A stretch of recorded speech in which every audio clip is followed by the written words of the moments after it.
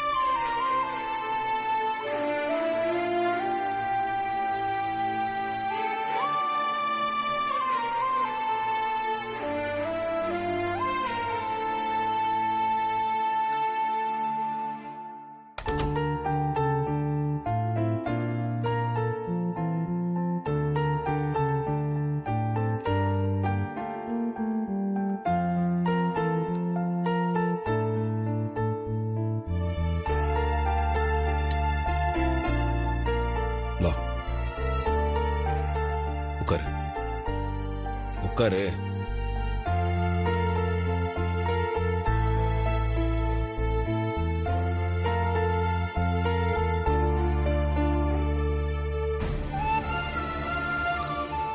இந்த காயம் எப்படி ஆச்சு? அதான் சொன்னேனே மாமா, தோசை கல்லு மேல கையை வச்சிட்டேன்னு. அது என் அம்மாக்காக சொன்ன போயின்னு எனக்கு நல்லா தெரியும். இப்ப நான் கேட்கிறேன்ல, என்கிட்ட உண்மை சொல்ல மாட்டியா? உண்மைதான் மாமா, சூடான தோசை கல்லு மேல தெரியாம கைய வச்சிட்டேன். அதான் இப்படி ஆயிடுச்சு.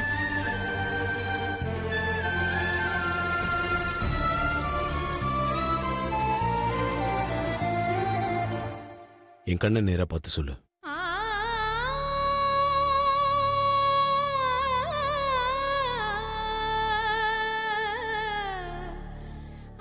என்கிட்ட எதுக்காக உண்மையை மறைக்கிற? என்ன நடந்துச்சுன்னு சொல்லு. நைட் லேட்டா போனதுக்காக அப்பா திட்டினாரா? சண்டை போட்டாரா? அதெல்லாம் ஒண்ணும் இல்ல மாமா. நீ சொல்லுனா பரவாயில்ல, நான் உங்க அப்பா கிட்ட கேட்டு தெரிஞ்சுக்கிறேன். வேண்டாம் மாமா, அப்பாக்கெல்லாம் போன் பண்ண வேண்டாம். அப்ப என்ன நடந்துச்சுன்னு சொல்லு. சொல்ல போறியா இல்லையா? என் மேல சத்தியமா? என்ன நடந்துச்சுன்னு உண்மையை சொல்லிடுறேன் மாமா. ராத்திரி ஆதி கூட கார்ல ஏறி வெளியில போவா, விடிய காலையில திரும்பி வருவா. இதையெல்லாம் கண்ணால பார்த்தனா பேசாம போணுமா? என்ன முட்டாள் நினைச்சிட்டு இருக்கியா? உன் பொண்ணு தப்பே பண்ணலன்னா சூட்டுக்கோலை பிடிச்சு நிரூபிக்க சொல்லு. அவ கையில ஒண்ணும் ஆகலன்னா அப்ப நான் நம்புறேன்.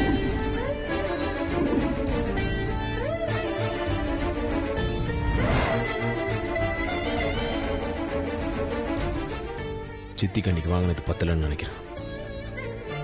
இனிமே இந்த ஜென்மத்துல உன்கிட்ட எந்த பிரச்சனையும் பண்ணாத அளவுக்கு இன்னைக்கு நான் பண்ணிடுறேன். ஐயோ வேண்டாம் மாமா, சொன்னா கேளுங்க. என்னால உங்களுக்குள்ள பிரச்சனை வேண்டாம். என்ன பேசுற பார்வதி? உனக்கு எவ்வளவு பெரிய கொடுமைகளை பண்ணிட்டு இருக்காங்க பார்த்துட்டு என்னால எப்படி அமைதியா இருக்க முடியும்? ஐஸ்வர்யா அம்மா தூக்க மாத்திரை சாப்பிட்ட விஷயம் வெளியில தெரியக்கூடாது. புகுந்த வீட்டு ரகசியத்தை காப்பாத்துறது தானே வீட்டோட மூத்த மருமக கடமை மாமா. அதனாலதான் சூட்டு கோல கையில பிடிச்சேன், வலிய தாங்கிக்கிட்டேன். இப்போ நீங்க போய் உங்க சித்திய தட்டி கேட்டா எந்த பிரச்சனை வெளியில தெரியக்கூடாதுன்னு கஷ்டப்பட்டோமோ அது அம்மாவுக்கு தெரிஞ்சிடும் மாமா.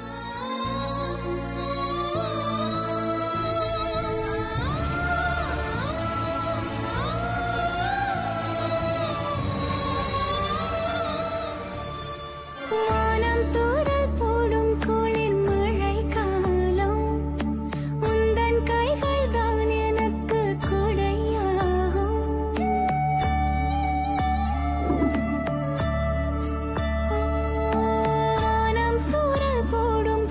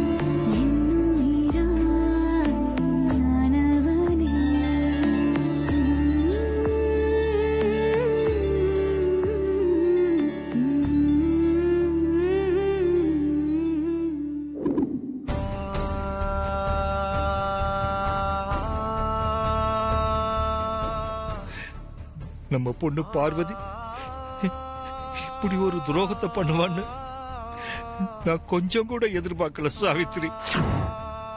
அவன் மனசுக்குள்ள எவ்வளவு தைரியமும் துணிச்சலும் இருந்தா உன் மேல பொய் சத்தியம் பண்ணியிருப்பா. இந்த விஷயம் மட்டும் அம்மாவுக்கு தெரிஞ்சா அவமானத்திலையும் புத்திர சோகத்திலையும் அகிலாக்கா அவங்களே சுட்டு கொண்டுட்டு செத்து போயிடுவாங்க சுந்தரம்.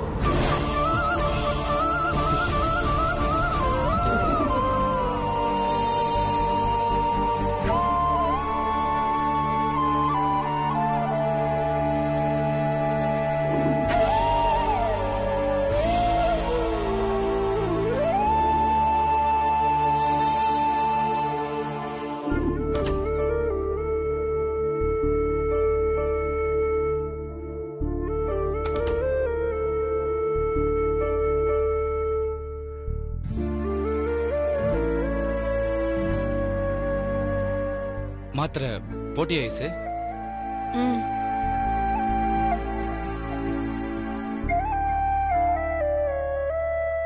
இன்னும் என் மேல கோவமா தான் இருக்கியா ஐசு? அதெல்லாம் ஒண்ணும் இல்லையே.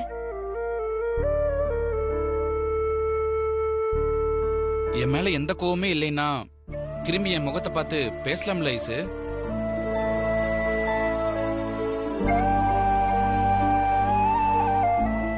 ஐசு என்ன மன்னிச்சிரு ஐசு. ஏய் என்ன அருண், என்கிட்ட போய் மன்னிப்பெல்லாம் கேக்குற? ஆரம்பத்துல உன் மேல வெறுப்பு காட்டியும் உன்னை வேண்டான்னு வெறுத்து ஒதுக்கியும் கூட நீ என் மேல ரொம்ப உயிரா இருந்த ஐசு. அதனாலவோ என்னவோ உன்னோட காதலை சரியாவே புரிஞ்சுக்கல நானு. ஆனா நீ தூக்க மாத்திரை சாப்பிட்டு ஹாஸ்பிட்டல்ல இருக்கும்போதுதான் உன்னோட காதலே நான் புரிஞ்சுக்கிட்டேன். உன்னை இழந்துடக்கூடாதுன்னு துடிச்சு போயிட்ட ஐசு. அப்புறம் ஒரு வேளை உன்னை காப்பாற்ற முடியாம போயிருந்தா ஐயோ நினைச்சு பார்க்கவே பயமா இருக்கு ஐசு. அன்னைக்கு நீ ஒரு முடிவு எடுக்கிறதுக்கு நான் தான் காரணம்னு என்னோட மனசுக்குள்ள ஏதோ ஒரு கில்ட்டினஸ் ஃபீல் வந்துகிட்டே இருக்கு ஐசு. அதுக்காக தான் இப்போ உங்ககிட்ட சாரி கேட்டேன். உன் மனசுக்குள்ள நான் மட்டும்தான் இருக்கணும் அருண், வேற யாரும் இருக்க கூடாது. அன்னைக்கு நடந்ததுக்கு நீ மட்டும் காரணம் இல்ல, நானும் கொஞ்சம் பொறுமையா இருந்திருக்கலாம். நான் பொறுமை இழந்ததுக்கு காரணம் உன் மேல வச்சிருந்த காதல் தான். நல்ல வேளை அன்னைக்கு பார்வதி மட்டும் இல்லைன்னா நான் இப்படி உன் முன்னாடி உட்காந்து பேசிட்டு இருக்க முடியாது. ஆமா ஐசு, பார்வதி உன்னை மட்டும் காப்பாத்தல, நம்மளோட காதலையும் சேர்த்து காப்பாத்திருக்கா.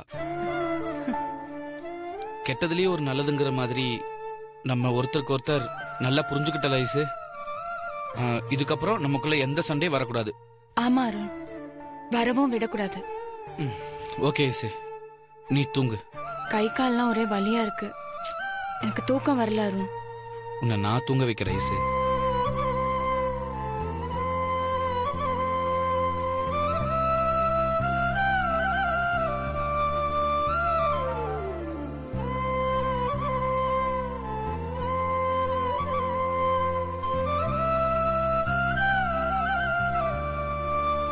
ஏய் அருண், என்ன பண்ற? நீ தானே சொன்ன ஐசு கைகால் வலிக்குதுன்னு, அதான் முத்தி விடுற. கைகள் பிடிச்சுட்டா நல்லா தூக்க வர ஐசு, நீ தூங்கு. அதெல்லாம் ஒண்ணும் வேண்டாம். எனக்கு கைகள் வலிக்குதுன்னு சொன்னா ஏன் நீ பிடிச்சு விட மாட்டியா ஐசு? நான் உன் காலை புடிச்சு விடலாம், அது தப்பு இல்ல. அது தப்பு இல்லைனா அப்ப இதுவும் தப்பு இல்ல. ஐயோ வேணா அருண், சொன்னா கேளு. ஐசு, இப்பதானே நான் சொன்னேன் நமக்குள்ள இனிமேல் எந்த பிரச்சனையும் வரக்கூடாதுன்னு. ம்,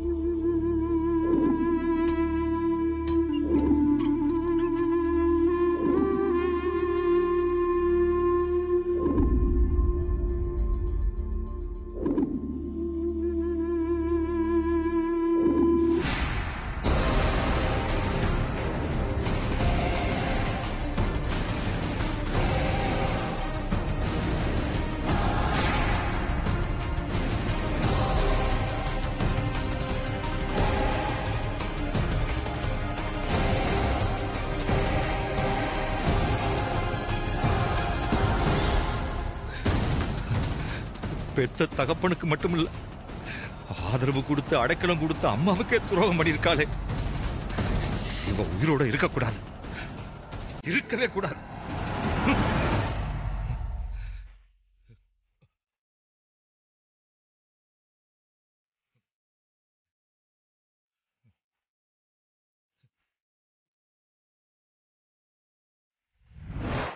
நீயே முடிவு பண்ணு. உன் பொண்ணுக்கு உயிர் கொடுக்கலாமா இல்ல இந்த விஷத்தை கொடுக்கலாமான்னு.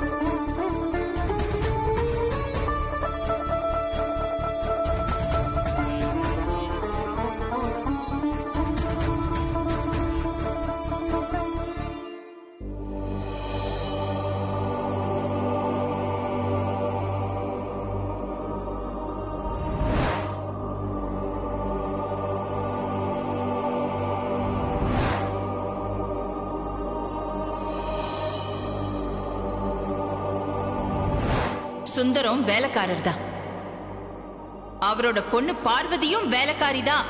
ஆனா அவங்க எனக்காக, என் குடும்பத்துக்காக தேவைப்பட்டா உயிரை கூட கொடுப்பாங்க.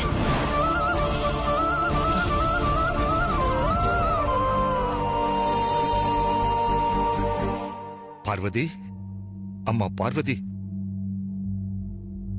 பார்வதி.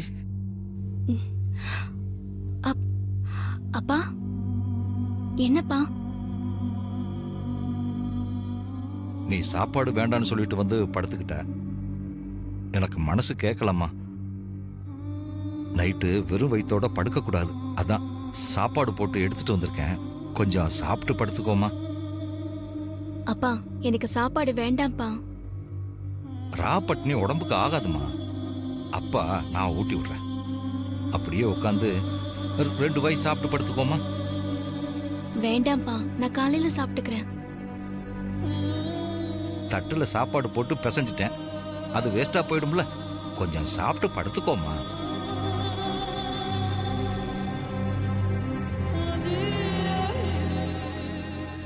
என்ன கண்ணு திடீர்னு துடிக்குது? இப்படி துடிச்சா பார்வதிக்கு எதனா பிரச்சனை வருமே. என்ன பிரச்சனைன்னு தெரியலையா? கால் பண்ணி பார்ப்போம். அப்பா சொல்றேன்ல, ஒரு வாய் சாப்பிடுமா. அப்பா வேணாம்ப்பா. அப்பா தான் சொல்றாருலக்கா, சாப்பிடுக்கா.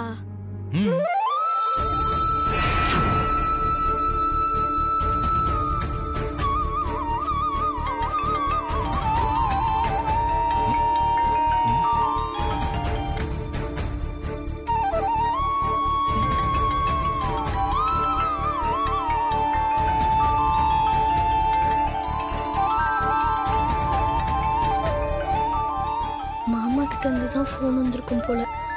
அக்கா எப்படி அப்பாவை சமாளிக்கும் தெரியலையே.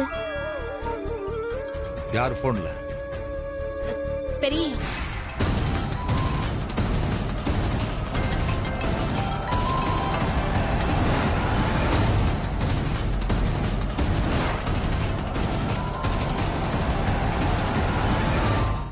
எடுக்காத போனை கட் பண்ணு. கட் பண்ணிட்டேன். பார்வதியும் ஃபோன் கட் பண்றான்னு தெரியலையே. முதல்ல அந்த போனை சுவிட்ச் ஆஃப் பண்ணு. சரி.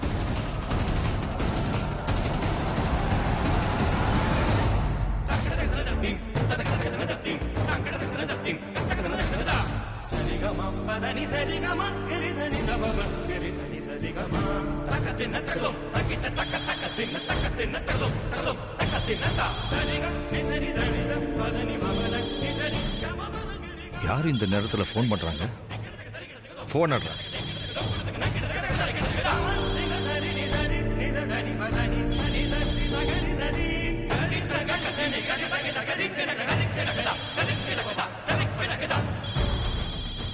வா. யார் ஃபோன்ல? பெரியப்பா.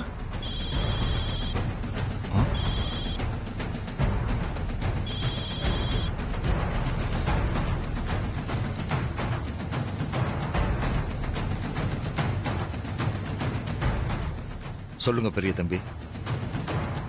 என்ன சுந்தரம், தூங்குற டைம்ல தொந்தரவு பண்ணிட்டேனா? அப்படியெல்லாம் ஒன்றும் இல்லை பெரிய தம்பி, நான் இன்னும் தூங்கலை. அப்படியா? சரி, சாப்பிட்டீங்களா? அது வந்து சாப்பிட்டேன் பெரிய தம்பி. பார்வதி சாப்பிட்டாளா? என்ன சுந்தரம், பார்வதி சாப்பிட்டாளான்னு கேட்டேன், பதிலே காணோம். பார்வதி சாப்பிட்டுட்டு தூங்கிக்கிட்டு இருக்கா பெரிய தம்பி. பார்வதிக்கு நீங்க அப்பா மட்டும் இல்ல சுந்தரம், பார்வதிக்கு அம்மாவும் நீங்க தான். அம்மா இல்லாத பார்வதிய ஒரு தாயாவும் தகப்பனாவும் இருந்து நீங்க தான் நல்லபடியா பாத்துக்கணும் சுந்தரம்.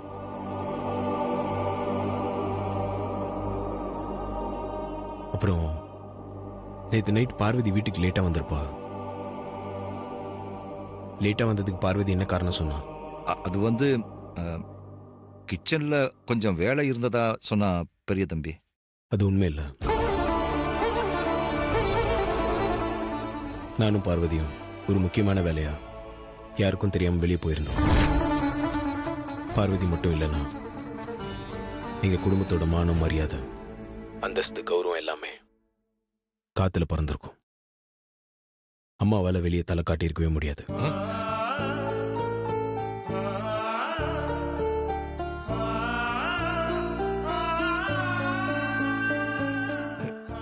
நீங்க என்ன பெரிய தம்பி சொல்றீங்க? எனக்கு ஒன்றும் புரியலையே. சொல்றேன் சுந்தரம், நேற்று நைட் என்ன நடந்துச்சுன்னா,